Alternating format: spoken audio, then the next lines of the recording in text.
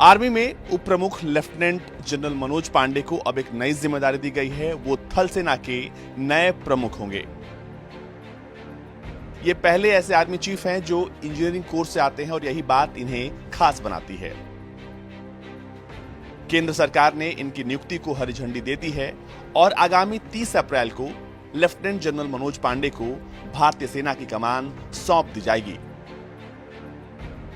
मनोज पांडे देश के पहले इंजीनियर होंगे जिन्हें सेना प्रमुख की कमान सौंपी जाएगी। आपको बता दें कि मौजूदा सेना प्रमुख मनोज मुकुंद नरवणे इस महीने के आखिरी में रिटायर हो रहे हैं।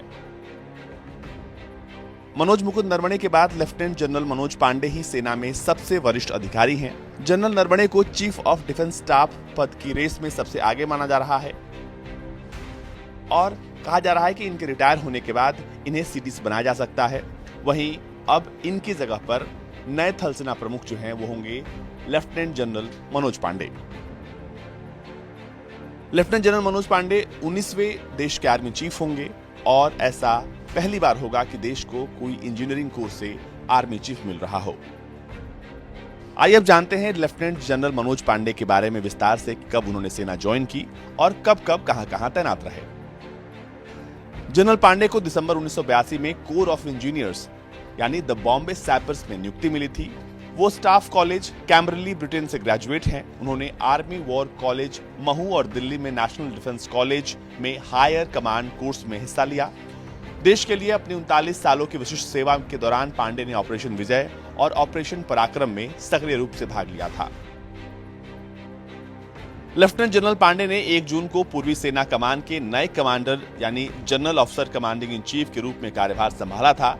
ये कमान पूर्वोत्तर राज्यों सिक्किम और अरुणाचल प्रदेश क्षेत्र में चीन के साथ एलएसी की रक्षा के लिए तैनात थे। इसका मुख्यालय कोलकाता में है। लेफ्टिनेंट जनरल पांडे पूर्वी कमान के प्रमुख बनने से पहले अंडमान और निकोबार कमान के कमांडर इन चीफ भी रह चुके हैं। लेफ्टिनेंट जनरल पांडे ने 1 जून 2020 को पूर्वी सेना कमान के प्रमुख के रूप में कार्यभार संभाला था। उन्होंने लेफ्टिनेंट जनरल अनिल चौहान का स्थान लिया था, जो सेना में महत्वपूर्ण पदों पर 40 साल की सेवा के बाद 31 मई 2021 को सेवानिवृत्त हो गए थे। आपको बता दें कि इसी के साथ देश को उसका 29वां आर्मी चीफ मिल चुका है और इस नाम पर मुहर भी लग चुकी है।